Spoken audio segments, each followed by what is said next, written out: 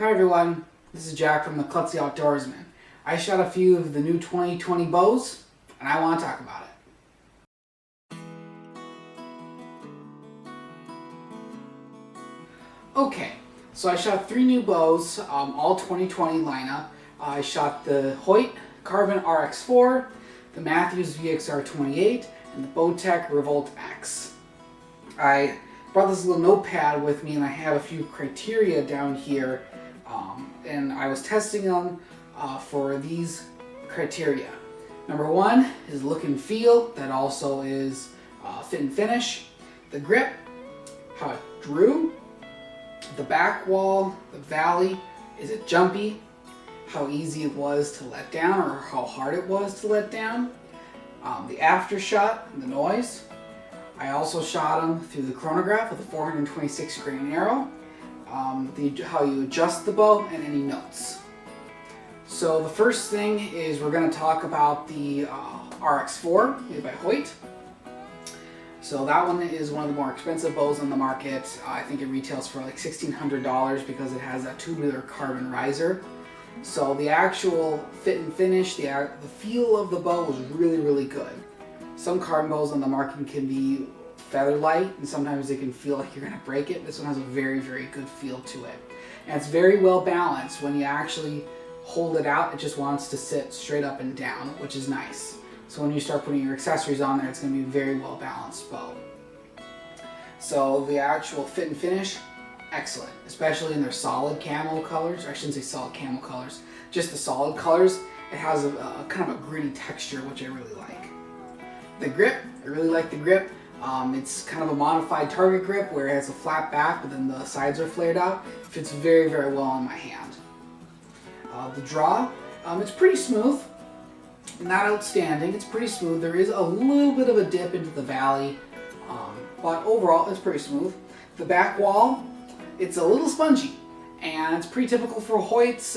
They've definitely shirted up a little bit. What they did to change from the RX3 to the RX4 is they actually changed the draw mod. So instead of having the draw stop via a peg on the actual cam, it's now on the mod. So they widened out the base so you get a bit more surface area contacting that cable. So it does a little bit of a better job at making the back a little bit firmer, but it still has that classic Hoyt sponge. So if you don't like a spongy back wall, probably not going to like this bow. If you like to pull through your shots, like you use a back tension or a hinge, or you like using your back muscles to execute the shot, it's going to be a little bit nicer because you have a little bit of leeway in that back wall. The valley is nice. You can get a little bit lazy on it and it won't run away from you. So yeah, it's a nice valley. No jumpy. It's not jumpy whatsoever. The letdown, very easy. It doesn't really want to rip your arm off, which is nice. The aftershock, very little vibration in the hand. I have heard that the RX4 Ultra and the Axius Ultra do have a bit more vibration, but the Alphas don't. I don't know why that is, but the Axius and then the RX4 that I tried out, no vibration whatsoever. And like I said, very dead in the hand. Just wanted to stay straight up and down after the shot. Noise was quiet. I didn't get a chance to speed test it. The adjustability is the Oak system. They've been doing that for years with their cam and a half system. The next one I'm going to talk about was my second favorite bow, and that was the Bowtech Revolt X. So they changed the cam system from the deadlock cam system that the Reckoning had last year onto all of their bows this year. It's probably the easiest way to adjust your bow ever. So all you need to do is just unlock a set screw, and then you can actually shim your cam left and right, on the top cam and on the bottom cam, all using an Allen key, which is really nice. Not only can you paper tune with it, but you can also broadhead tune with it, so you can be really precise out to long distance. Now the Revolt X, the specs on that, it's 33 inches axle to axle, 6.5 inch brace height, 340 feet per second. And you can get it on the comfort or performance. I shot it all on performance mode. I have only a 26 to 27 inch draw depending on the bow, so performance mode really isn't that much of a killer. If you have a longer draw length, it can be a real bear cat to get that thing to come all the way back. So the look and feel of it, especially the fit and finish was good.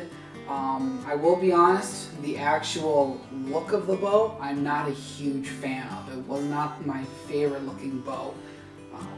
But the overall fit and finish is good, which we've come to expect from Bowtech. The grip, it's okay. You know, the clutch grip, they've had that on their bows for quite a few years now, and it's okay.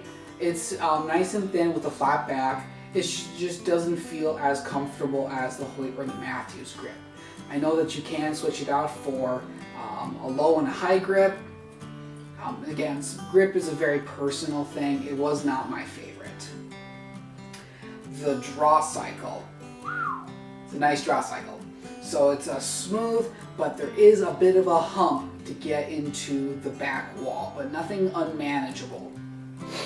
The back wall, it's a bit squishy. It's fairly solid for a cable stop, and I'm sure it would be really solid in the comfort mode. But on performance, it was a bit spongier, but it was still really solid for a cable stop. So again, if you like to pull through your shots, it's going to be really nice. Nice value to it. Doesn't really want to rip your arm off. It's not a very jumpy bow. It's very, very steady on target with having it be the longer axle to axle. The letdown, it's easy. Again, won't rip your arm off. The aftershock, it's great. Very little hand shock. It is a bit top heavy though. When you shoot it, the bow does want to kind of kick back on you a little bit. But once you throw on a stabilizer and your accessories, that should clear it all right up. The noise factor, it was good. It wasn't the quietest, it wasn't the loudest, it was good. The speed on it.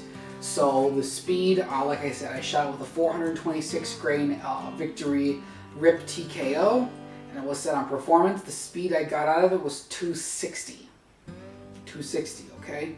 And then the adjustability against the deadlock cam system.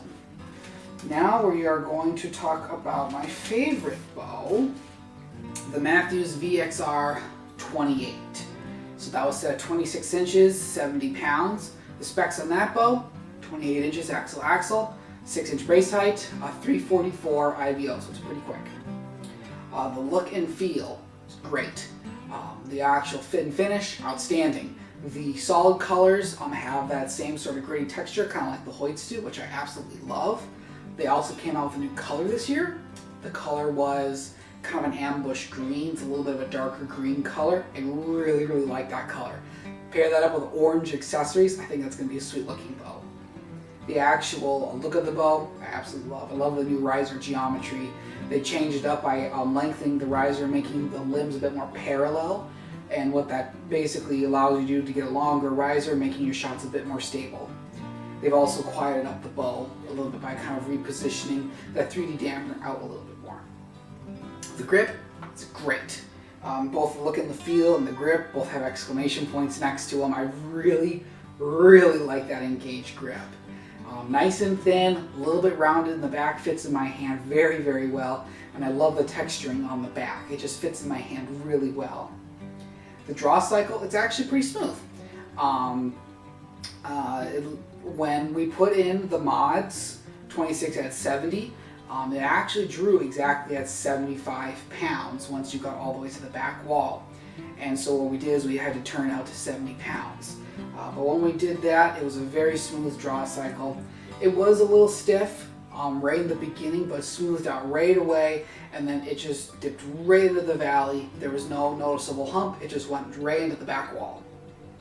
Speaking of the back wall, it's a fairly solid cable stop bow. Out of the 3 bows I tested out, it definitely had the most solid back wall, and which I do like. I do like a little bit more of a solid back wall. Very little sponge to it, very little movement. Whenever I shot it, wasn't all that jumpy of a bow, which is good. The letdown, it's a very easy letdown, and it doesn't want to rip your arm off. So that's a good thing. Kind of all 3 bows had that in common. And when you did let down, you didn't have to push it forward. It would just, you just, okay, I'm going to let down. You just let it down, which I really, really like. I have an Impulse 31. That's a 2016 model bow. That one, you really do have to kind of push that forward to let that bow down. The Aftershock, it's great. with an exclamation point at the back.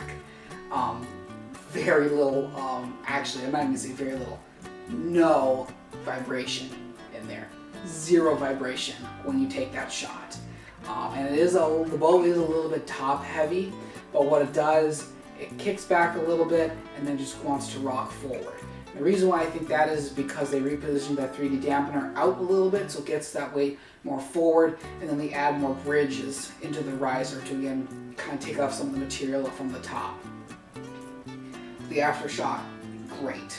The noise, it was the quietest out of all the bows that I shot. Super dead in the hand, super quiet, no vibration. The speed I got on it, I got 262, okay? Adjustability, I use those little top hats that go into the actual limbs of the bow, and then for broadhead tuning you can use a rest. They have that integrate rest, which I really like. It attaches to the dovetail on the back, and then it's all micro adjust from there.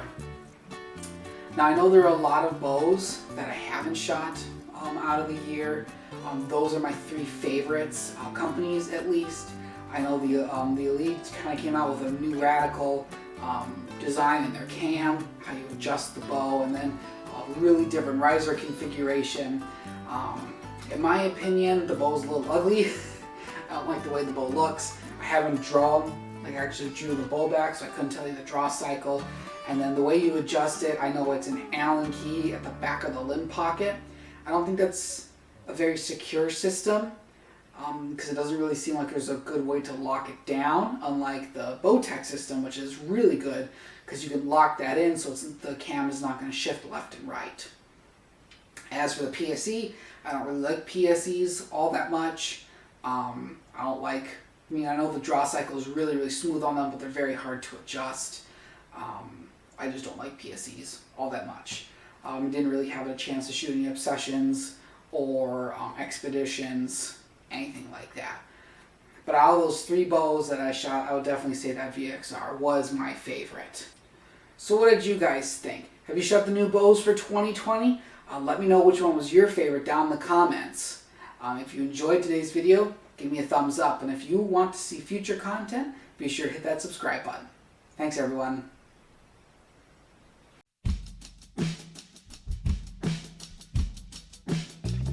Alright, first fish of the night.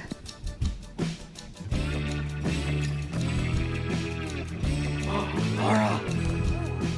It's a bear! Low ceiling, blurry camera. It could be Bigfoot for all you know.